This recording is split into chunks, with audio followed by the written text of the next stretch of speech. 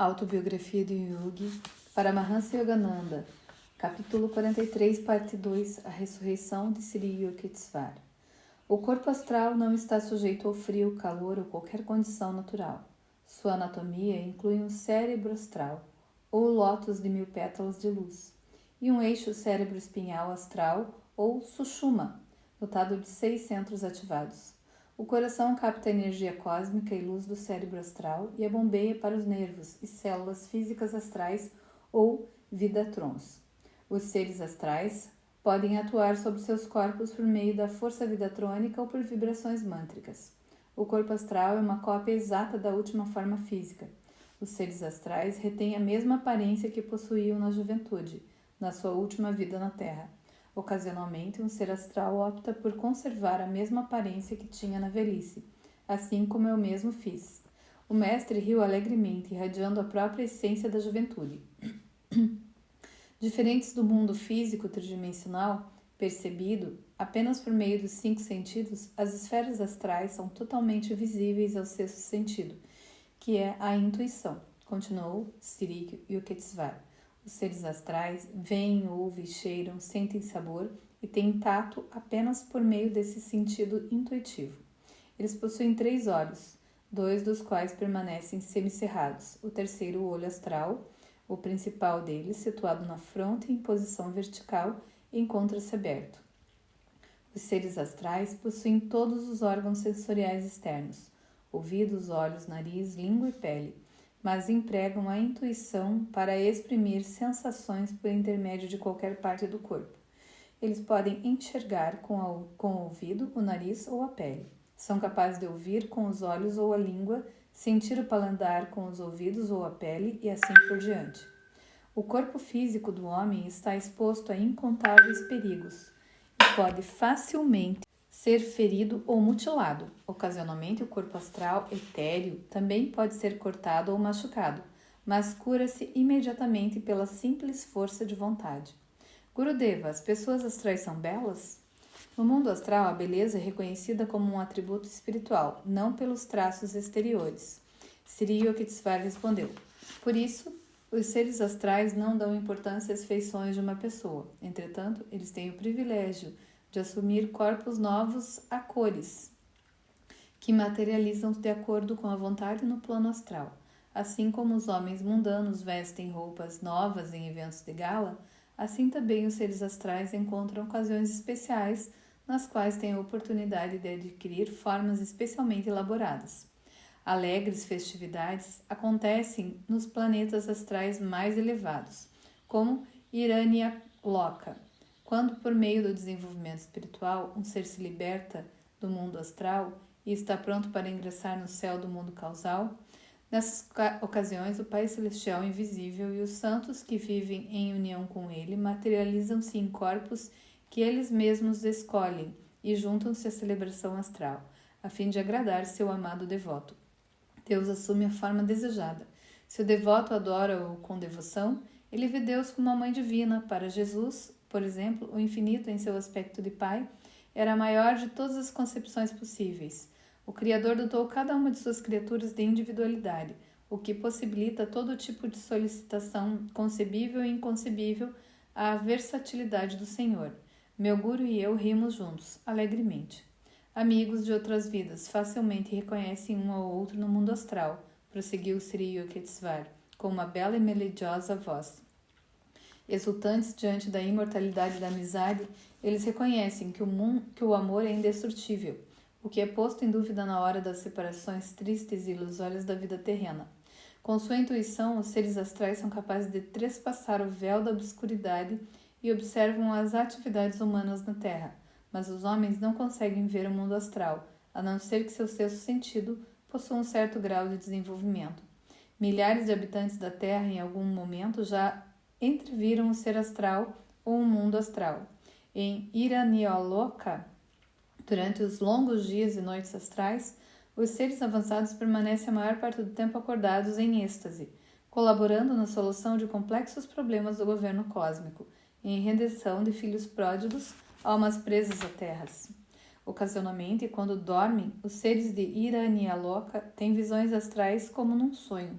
mas em geral suas mentes permanecem absortas em Nirvikalpa, o estado consciente no qual experimentam a mais elevada felicidade. Os habitantes de todas as regiões astrais ainda estão sujeitos a sofrimentos mentais. As mentes sensitivas dos seres mais desenvolvidos em planetas como Iranialoka sentem uma dor aguda quando cometem qualquer erro de conduta ou de percepção da verdade. Esses seres avançados esforçam-se para harmonizar cada um de seus atos e pensamentos com a perfeição da lei espiritual. A comunicação entre os habitantes astrais é feita inteiramente por meio da telepatia e da visão astral. Eles não precisam conviver com a confusão e os mal-entendidos provocados pela palavra escrita ou falada que afligem os moradores da Terra. Da mesma forma que, por intermédio de uma série de imagens luminosas, os atores na tela de cinema parecem mover-se e atuar, mas não respiram de verdade. Assim também os seres astrais caminham e atuam como imagens de luz, guiadas e coordenadas pela inteligência, sem necessidade de extrair sua energia do oxigênio. O homem depende de sólidos, líquidos, gases e energia para manter-se vivo. Os seres astrais, por sua vez, subsistem principalmente da luz cósmica. Mestre, os seres astrais comem alguma coisa? Receptivo, eu absorvia suas maravilhosas explicações com todas as minhas faculdades mentais, meu coração e minha alma. As percepções supraconscientes da verdade são sempre reais e imutáveis, ao passo que as experiências e impressões sensoriais são transitórias, temporárias e relativas, e logo perdem sua densidade na memória. As palavras do meu guru foram gravadas de tal modo no pergaminho do meu ser que a qualquer momento basta transferir minha mente ao estado supraconsciente para reviver claramente a divina experiência. Nos solos astrais, os vegetais parecem raios luminosos e são encontrados em abundância, ele respondeu. Os seres astrais consomem hortaliças e bebem o néctar que flui de deslumbrantes mananciais de luz, de riachos e de rios astrais. Na Terra, imagens de pessoas invisíveis extraídas do éter podem ser transmitidas por meio de um aparelho de televisão, para em seguida se dispersarem novamente no espaço. De forma semelhante, imagens astrais de hortaliças e plantas invisíveis criadas por Deus flutuam no éter e materializam-se no planeta astral pela vontade de seus habitantes, como resultado da mais extravagante fantasia desses seres. Jardins inteiros de flores perfumadas são materializadas por esses mesmos processos e mais tarde retornam à invisibilidade etérea. Os habitantes dos planetas celestiais semelhantes a Iranioloka já quase não têm necessidade de alimento, mas o mundo causal é ainda mais sublime, povoado por almas de existência absoluta, quase totalmente libertos, que não comem alimento algum, exceto o maná da felicidade. Ao libertar-se do planeta Terra, o astral encontra-se com uma multidão de parentes, pais, mães, esposos, maridos e amigos com os quais conviveu em suas diferentes encarnações na Terra e que, de tempos em tempos, aparecem em diversas partes dos reinos astrais. Desta forma, sem compreender muito bem a quem deve amar especialmente, ele aprende a oferecer o mesmo amor divino a todos, que são filhos e expressões individuais de Deus.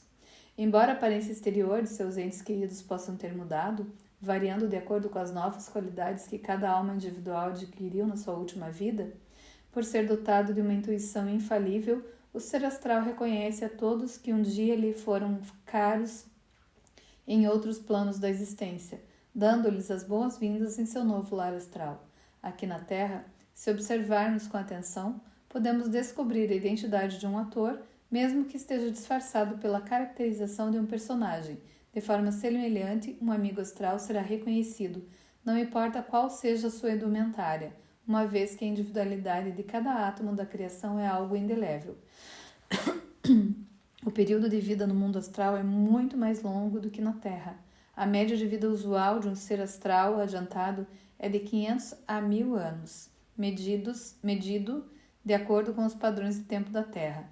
Embora certas sequoias vivam milhares de anos a mais do que a maioria das árvores, e alguns yogis atinjam centenas de anos de idade, enquanto a maior parte dos homens morre antes dos 60 anos, Assim também, alguns seres astrais vivem muito mais do que a média comum da existência astral. Visitantes habitam o mundo astral por períodos curtos ou longos, de acordo com o peso do seu karma físico, que após determinado tempo os atrai novamente para a Terra. O ser astral não precisa travar um doloroso combate com a morte ao deixar seu corpo luminoso. Muitos, porém, sentem-se um pouco nervosos com a ideia de trocar a forma astral pela forma causal, mais sutil. O mundo astral está livre da morte, da doença e da senilidade, involuntárias.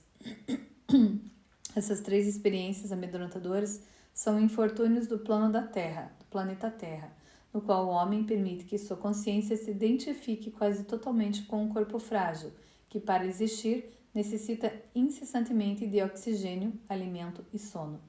Na morte física, a respiração cessa e as células do corpo se desintegram. Na morte astral, os vidatrons, unidade de energia ativa que constituem a vida dos seres astrais, se dispersam.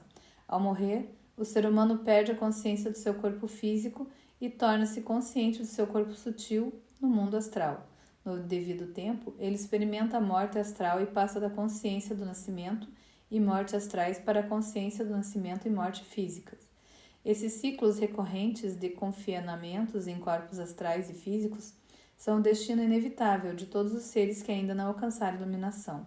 Por vezes, as descrições do céu e inferno encontradas nas sagradas escrituras sagradas reavivam na mente humana lembranças da sua longa série de experiências felizes no mundo astral e decepcionantes no mundo físico, armazenadas em regiões ainda mais profundas do que o inconsciente. Por favor, querido mestre, pedi, descreva mais minuciosamente a diferença entre o renascimento na Terra e nas esferas astral e causal. Como alma individual, o homem possui essencialmente um corpo causal, explicou meu guru.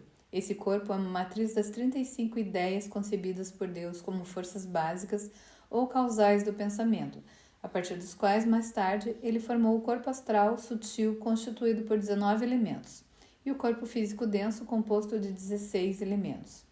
Os 19 elementos do corpo astral, mentais, emocionais e vidatrônicos, são inteligências, ego, sentimento, mente, consciências dos sentidos, os 5 instrumentos de conhecimento, a contrapartida sutil dos sentidos da visão, audição, olfato, gosto e tato, os 5 instrumentos de ação, os correspondentes mentais das capacidades ativas de procriar, excretar, falar, caminhar e exercer habilidade manual, os 5 instrumentos de força vital com autonomia para realizar as funções corporais de cristalização, assimilação, eliminação, metabolização e circulação. Esse invólucro astral sutil, constituído de 19 elementos, sobrevive à morte do corpo físico, composto de 16 elementos densos, metálicos e não metálicos. Deus elaborou diferentes ideias em seu próprio ser e projetou-as em sonhos, expandindo-se então a Senhora do Sonho Cósmico, ornamentada com todos os infinitos e colossais extravios da relatividade. Vamos continuar esse mesmo capítulo, essa mesma parte, nos próximos capítulos.